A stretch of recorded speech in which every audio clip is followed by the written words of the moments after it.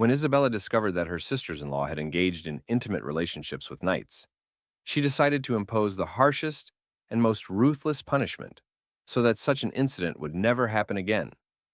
The French Isabella began her life as an innocent maid in France and ended it as one of the most merciless and brutal monarchs to have ever ruled England. In the 14th century, France was a true den of vipers, a land filled with dangerous beauty, court intrigues, and pervasive war. Despite this, Isabella managed to master all three worlds. She skillfully navigated politics while maintaining her feminine grace, and at the same time demonstrated astonishing cruelty. From her humble and naive beginnings as an innocent bride to her terrifying revenge on her relatives, everything in her destiny speaks of her extraordinary strength of character and capacity for decisive action. That is why she earned her deserved reputation. She was nicknamed the Wolf of France.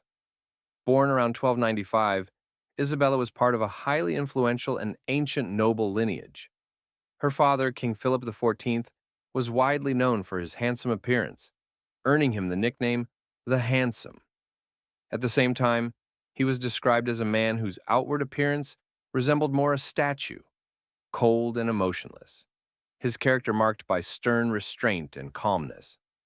Isabella's mother, Joan, died when she was very young, and various rumors circulated about her death, including accusations that her father was allegedly involved in her murder. From her origins as the daughter of the French king and a prudent, calculating ruler, there was always an underlying desire to secure her a favorable political marriage. And it happened quite quickly. At the age of 12, she was sent to England to marry King Edward II, a man roughly 10 years her senior. The marriage took place on January 25th, 1308, and despite its seemingly mismatched nature, it held significant political importance. By that time, it was well known in Europe that Isabella's father was not only a handsome man, but also that her brother's family shared the same distinctive beauty. It was during this period that King Edward encountered his favorite, a courtier named Pierre Gaveston. The debates about the nature of their relationship continue to this day. Some historians believe they were more like adoptive brothers, while others point to more scandalous and unexpected circumstances. At only 12 years old, Isabella could scarcely have appeared as enticing and attractive to King Edward.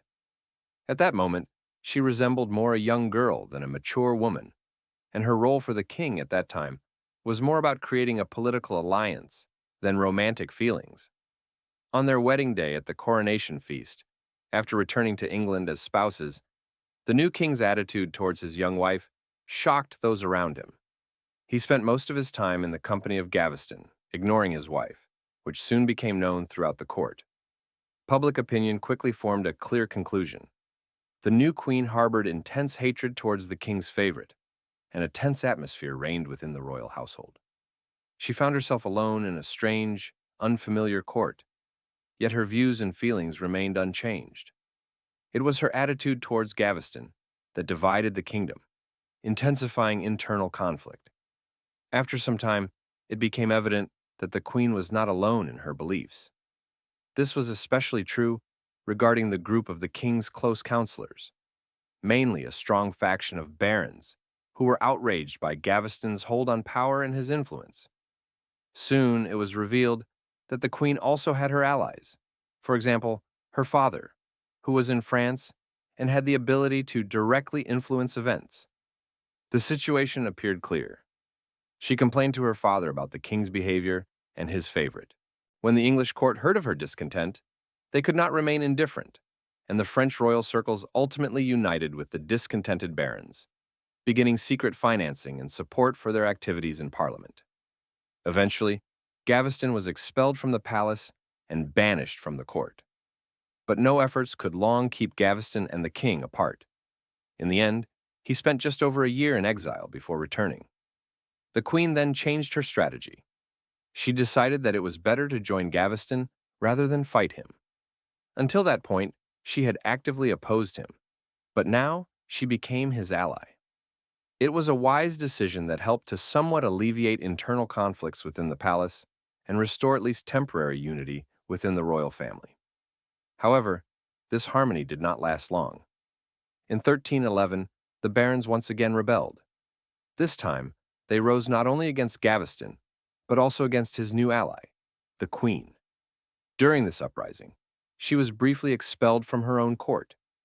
In a period of constant conflict in the realm, matters reached a genuine civil crisis, and by 1312, a full-scale civil war had begun in the country. During this difficult period, the Queen remained close to her husband, supporting him in his fight against the barons. Gaveston was also with them, still wielding significant influence. But in the summer of that year, the king's favorite met a tragic fate. The barons besieged his castle, captured him, and quickly executed him. On the day of Gaveston's execution, the queen, who was then several months pregnant, was carrying additional months' worth of pregnancy. In November, she gave birth to a son, the future King Edward III. The healthy boy became a firm support for her and helped consolidate her position in royal authority. Part 3 of 7. However, despite all this, her status and influence did not immediately solidify, and the future remained full of dangers and challenges. Over the next several years, tension at the English royal court reached its peak, and the country began to fall apart piece by piece. During this period, King Edward endured not only humiliation and a series of disgraceful defeats in his fight against the Scots, but also was struck by a terrible calamity, the Great Famine, which ravaged the entire nation and worsened its dire situation. Noble barons, who supported the king, were extremely hostile to his actions. They quickly blamed the ruler for their hardships, not sparing his wife, Elizabeth, in their accusations. In an effort to increase her power over the state, they confiscated a significant portion of her financial resources and attempted to control her household and the management of her estates. Nevertheless, even earlier, she had actively participated in palace politics, and now, as the situation escalated, she seriously began to believe that, since her husband was incapable of governing the country, perhaps she herself could take the reins of power. Elizabeth began regularly attending the council meetings, expanding her holdings, and bringing more lands under her influence, all in the hope of strengthening her own position and securing her interests. At the same time, her husband Edward found a new favorite, Hugh Despenser the Younger, a man roughly his age, hailing from a family that had long maintained friendly relations with the king, largely thanks to his father, Hugh Despenser the Elder, who was known for his loyalty to Edward and his causes. At first glance, this connection might have seemed advantageous or even positive for the monarch's personal life. However, in reality, it was Despenser's attachment to the king that proved to be very dangerous, for it was precisely their sincere loyalty that created numerous enemies among the noble families and within the higher circles of the court. The barons immediately raised their discontent when Edward began to treat Hugh in a special manner, similar to how he had recently dealt with the late Piers Gaveston, by giving him gifts and privileges. The situation became particularly difficult for Elizabeth, who, unlike Edward, could not find the same warm and solid political alliance with her new favorite as she had managed to establish with Piers. By the beginning of the new millennium, in the year 1303, Edward and Elizabeth found themselves once again amid military conflicts, fighting fiercely against the Scots. At this point, the Queen believed that Despenser's errors, his carelessness, or even outright hostility, led to her being separated from her husband and his army. And most frightening of all, the Scottish troops began to pursue her companions, and soon she received reports that the enemy had killed 2 cavalry ladies serving her. Fleeing in escape, she finally managed to reach a safe place, but at her heart, she was filled with anger and indignation. There was not a hint of forgiveness in her gaze, and she did not fail to convey her fury to Edward, openly expressing her displeasure with his actions and the fact that his loyal favorite had left her in danger. Resentful of her husband and of global politics, she decided to distance herself from his circle and embarked on a journey throughout the entire English kingdom, which lasted nearly a year. All of this took place against the backdrop of deteriorating relations with France, her homeland and her maternal country, where concerns grew for her fate, as fears arose that such tension and internal strife could lead to new conflicts and complicate diplomatic relations. Amidst the tense political situation in France, when the king and his supporters seized Isabella's possessions, her property was confiscated, and the Duchess herself was imprisoned. She was forced to part with her French staff, and her younger children, taken from her family home, were placed under the guardianship of a dispensing institution, which was responsible for their upbringing and maintenance. While disputes and misunderstandings flared up again between France and England, Isabella's brother, now King Charles III of France, launched a retaliatory strike in 1325, capturing all the holdings of the English King Edward in France. In response, England might have believed that its position in Europe was under threat, as the enmity with the French crown reached its peak. Desperate, Edward decided to send Isabella back to her homeland in hopes of achieving some peaceful settlement. Public sentiment in England and France during this period was very anxious. Many nobles opposed Edward's rule and took his actions as a sign that the English monarch's authority was beginning to waver. However, most of them did not fully grasp the whole picture, as while the education seemed aimed at a rapprochement between the French and English sides, something different was happening behind the scenes. At that time, a conviction grew that important events were unfolding behind the curtain. Specifically, there was significant evidence that Isabella had begun to conspire with the English nobleman Roger Mortimer. This nobleman, like the Duchess herself, had a refined taste for art, enjoyed spending money, and had long hated dispensing, particularly its strict discipline and cruel rules. When it came to rebellion against authority, Mortimer was no novice. In 1321, he had already participated in the fight against Edward's favorite, Guy, and his wealthy family, as part of the so-called War Against Dispensing. For this, he was imprisoned in the Tower, but later, with the help of friends in high circles, he escaped when his guards were compromised and poisoned at a banquet. When news of Isabella's behavior reached the English king, he began taking measures to regain control of her and to unfold his plans.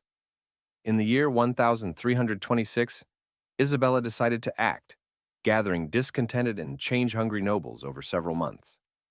Outraged by her husband's rules, she and Mortimer prepared a capable army, including ships, and set out for England with a plan to overthrow the king. It didn't take long to think or wait.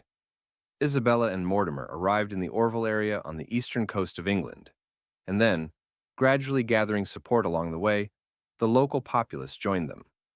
At that moment, most English people were tired of the order established by dispensing and greeted her as a liberator, a symbol of hope for change. When news of her advance reached Edward, the king was fully aware of the scale and seriousness of what was happening.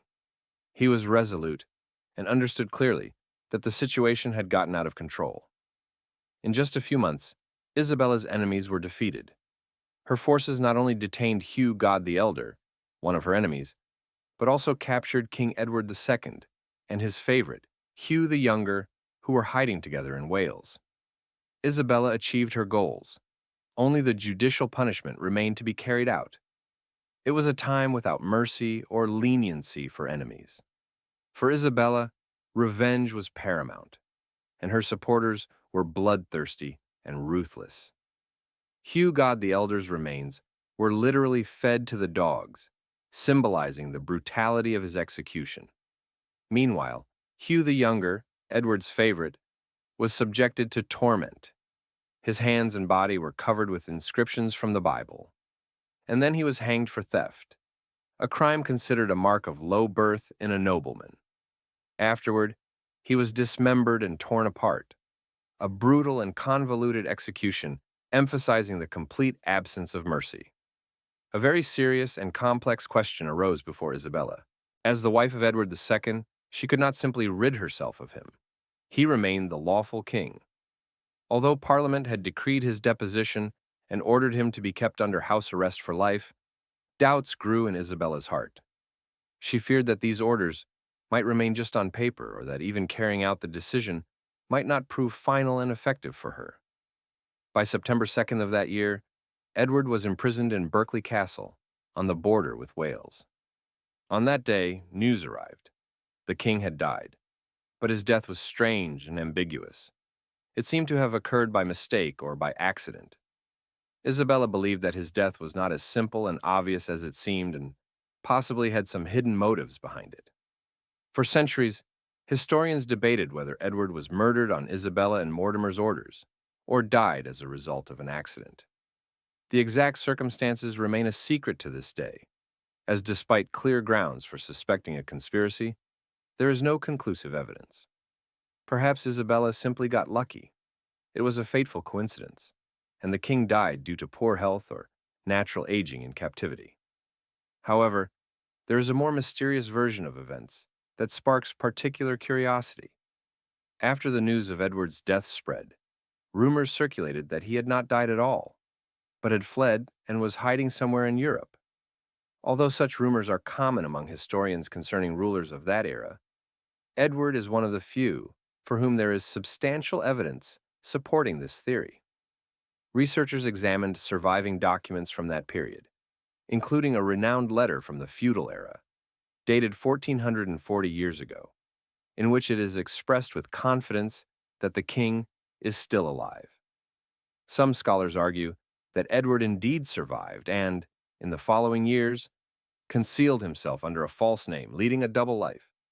Ultimately, Isabella, taking control of a dangerous situation, faced a challenge that threatened not only her fate, but also the stability of the kingdom's power. All she dreamed of, when she embarked from France and assumed the role of regent for her young son, gradually unraveled at an astonishing speed. Along with Mortimer, she was always drawn to luxury, loved dramatic displays of power and wealth, which found little understanding at court. Soon, these disagreements became so sharp that tensions spread among everyone and nearly erupted into a civil war, threatening to tear the kingdom apart. Everything changed when her son took the fate of the country into his own hands. The new king, Edward III, showed frank lack of sympathy for his mother's lifestyle and her lover, Mortimer. He particularly disapproved of the extravagance of the royal expenses and did not respect Mortimer himself. It all reached a dramatic peak just days before Edward celebrated his 18th birthday and officially took the crown. At that moment, he ordered the arrest of Mortimer and his mother, Christina, within Nottingham Castle. When the king's governor and her son were taken away, Christina herself understood what was happening, and even as she was being taken, she pleaded with her son to spare Mortimer's life. But this was in vain. In November, the condemned Mortimer was hanged, and his body was displayed at the execution site for 2 days so the public could witness the final reckoning. As for Christina herself, she managed to survive this ordeal, probably because she was the king's mother. In the end, she received only a severe house arrest at Windsor Castle. But in reality, the harshest punishment was invisible.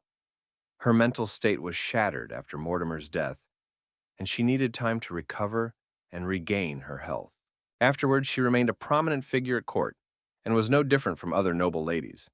She continued to indulge in jewelry and wealth, collecting precious stones and valuables. Later, she took joy in caring for her grandchildren. Following an almost unclouded life, she died quietly at Windsor Castle in her early 60s. In the earlier, brighter days, King Edward II and Christina relied on the support of their relatives in France to strengthen their position.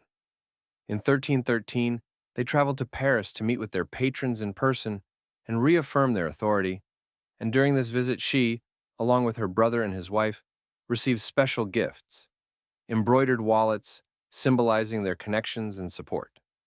After returning to London, Edward and Christina hardly thought about those events until one fateful day caught Isabella just a few months after coming home, when she noticed at the dinner table 2 knights holding specially made bags, hers. This incident shook her to her core, and she made a chilling and icy decision. She realized that her brother's wives were probably secretly involved in romantic relationships with these men.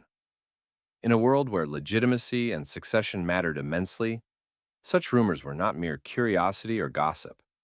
Female infidelity could lead to the collapse of an entire dynasty and escalate political instability.